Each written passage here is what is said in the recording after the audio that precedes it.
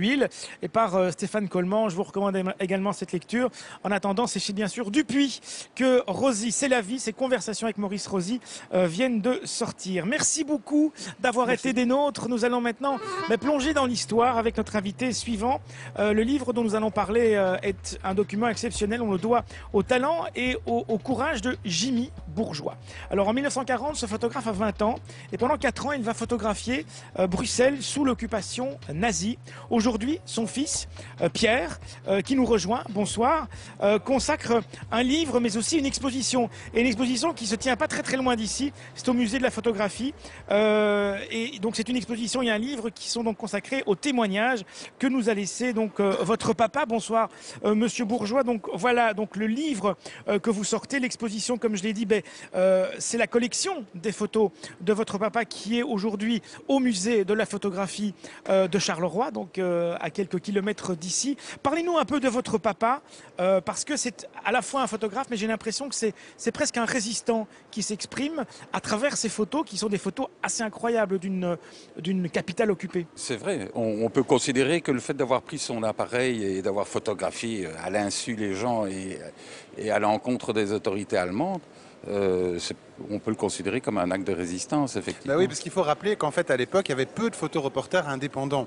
Ils étaient en gros utilisés par les Allemands et par la propagande, pour bien servir sûr. la propagande. Voilà, ouais. Tout à fait. Donc, que ce soit en radio ou en presse, toute la presse, dès les premiers jours de l'occupation, ont été verrouillés. J'en parle dans le livre. Bon, voilà, les trois principaux journaux de la capitale. Voilà, et les photographes ont suivi, les journalistes ont suivi, tout le monde a dû se mettre au pas. Au diapason, oui. En plus, à l'époque, la photographie, faire des photos, c'était pas très bien vu encore aujourd'hui. Si vous photographiez des choses, des catastrophes, des choses comme ça, je veux dire, c'est pas très bien vu à l'époque, ça l'était pas. Et comme j'explique, les gens comprenaient pas toujours. Mais est-ce qu'il avait la conscience de faire un travail historique aujourd'hui? Oui. Tant d'années après ce conflit, on reçoit ce livre et cette exposition comme un témoignage incroyable. Il y a des images d'un Bruxelles jamais vu auparavant. Est-ce qu'il avait conscience de ça à l'époque où il faisait ces photos?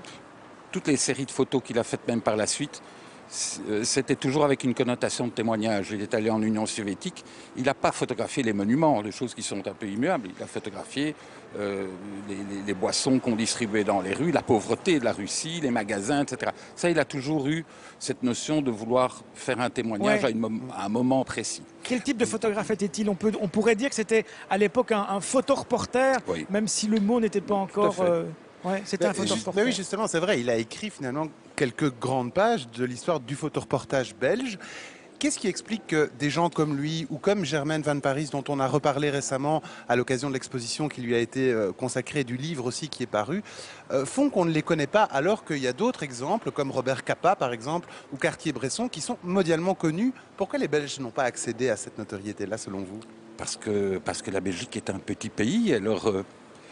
les artistes ont un petit peu plus de mal quand vous partez sur les C'était quelqu'un de discret aussi, apparemment. C'était quelqu'un de discret en plus. Son passage à la société de presse, il est resté 4 ans à peu près à la société de presse. Je pense que par le fait qu'on ne lui donnait pas l'occasion d'aller à l'étranger, etc., je pense que c'est une des raisons pour lesquelles il a arrêté.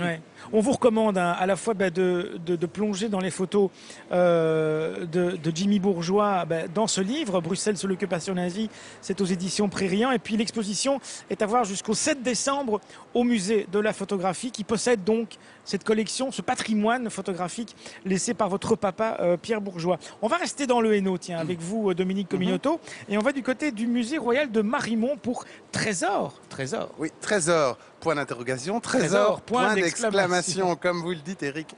Alors, qu'est-ce qui est au cœur de cette exposition? Un trésor. Un trésor, exactement.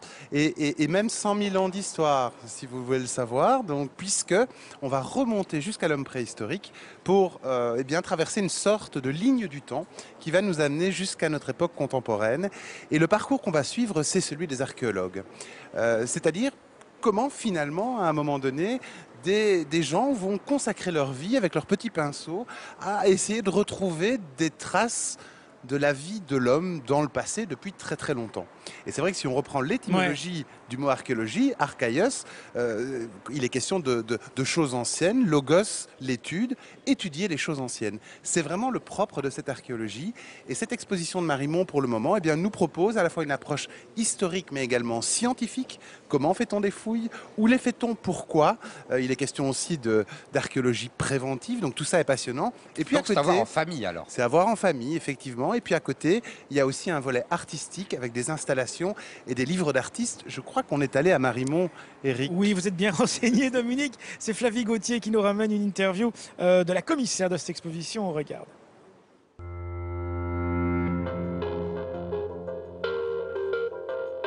Le principe, c'est qu'on part du local et qu'on va vraiment vers l'Europe, voire vers le monde, avec des découvertes récentes qui ont été réalisées dans nos régions, à cheval sur la Belgique et le nord de la France.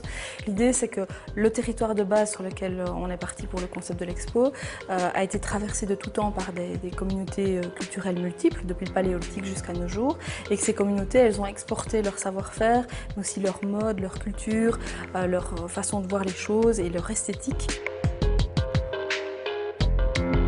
Il y a une ligne du temps qui traverse toute l'exposition. Elle démarre de 100 000 avant notre ère et elle nous conduit jusqu'au XXIe siècle. Parce que